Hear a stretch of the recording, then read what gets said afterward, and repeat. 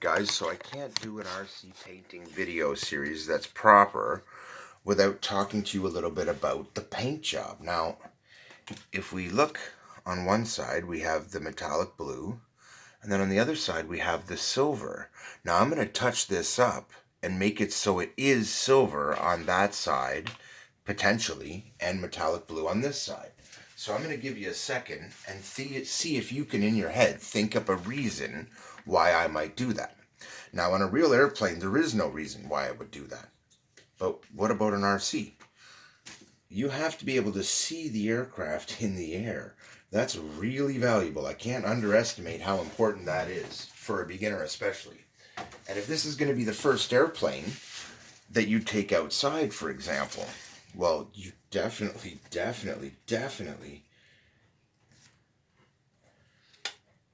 going to need to be careful then. And you're going to want to be able to see the aircraft so that you can fly it properly. And I really am a big fan of not flying blind, guys. I want to see the darned airplane. It's as simple as that. And if I can't, well, then I'm not very happy with the outcome. In fact, I expect to be able to see well enough to have what I consider to be unobstructed view of the edges, which means I want the bottom delineated from the top of the aircraft because I do 3D maneuvers, which means I'm going to want to take this plane through its paces and fly it inverted. And flying it inverted means I'm going to want to differentiate the top from the bottom. Well, one really great way to do that is to make the top and the bottom different colors. Even if you do a solid color paint job, you could do this and you would clearly see the difference in the colors and right away know whether you have the top or the bottom of the aircraft.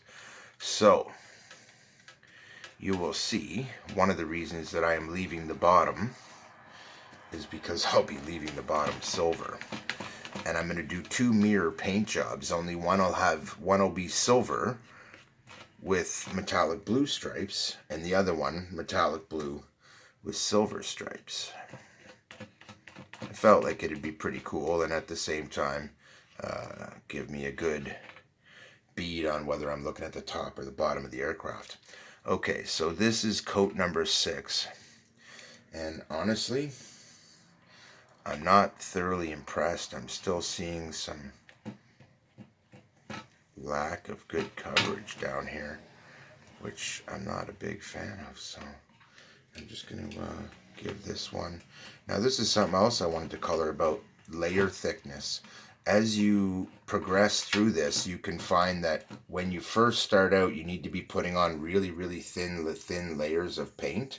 But as you progress towards the end, you can put on slightly thicker paint layer because it has the paint beneath it to adhere to. But you still have to be pretty thin about it and be patient. Otherwise, your final result won't look nearly as good. So, on that note, I'm going to pause. I'm going to leave this alone for its next bout of drying. Then I'm going to come back over it and probably hit it with a 7th coat, maybe even an 8th coat, and this video will run until the end of this color is done. And I'm probably going to incorporate some black striping on both sides too, along with some silver and some other things. Like I said, it'll be a mirror paint job. It'll be kind of cool, except for the horizontal stabilizer, also known as your rudder, which will have a silver stripe down both sides and be actually blue on both sides. That being said, I still want to only paint one side so that I have a place to lean it. And you can see by the number of layers here, I mean, this is hours of painting to only get one side done. But at the same time, when I'm finished, it'll be worth it because I want this nice blue and this is the only way to get it. In addition, I want all these other things. So, that's on me. As always, the simpler you make your paint job, the easier it will be to achieve a measure of success. The more complicated you make it, the more difficult it'll be. But sometimes it's worth it.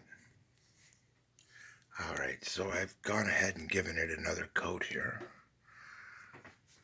And they're looking pretty good. They're looking nice and dark. They're looking beautiful. This is a great color for a Corsair. you'll notice in this series on painting, I am using very different colors and a very different procedure than I did with the Spitfire, which, just so you don't have to go back and watch that video, is here. But it has, like, you know, silver tips and black running stripes and other things going on. Nothing fancy, but it took a while. This paint job has already taken longer than that because, well, not quite, but it's taken about the same amount of time as that paint job because, well, it had one layer, basically silver, then some striping and some trim. And this one had 3 complete layers of paint. In terms of color, one of them has only been applied to one side. If you look from this side, they're still silver, and I'm actually going to touch that up and make it silver on the other side. That's one possibility. That's called a mirrored image. So we'll have a blue on top, silver on the bottom, but it's the same paint job, same stripe pattern and all that. Or I could do it the way I'm going to do it, where I go blue all the way around, maybe. I don't know. We'll see.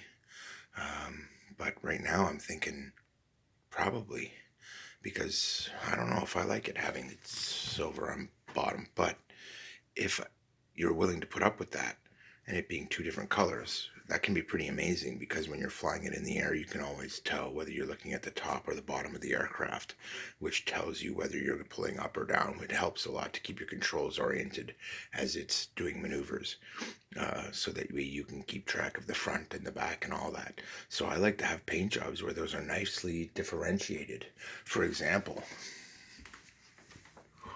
on this one, the stripe pattern is totally different, so it stands out top and bottom.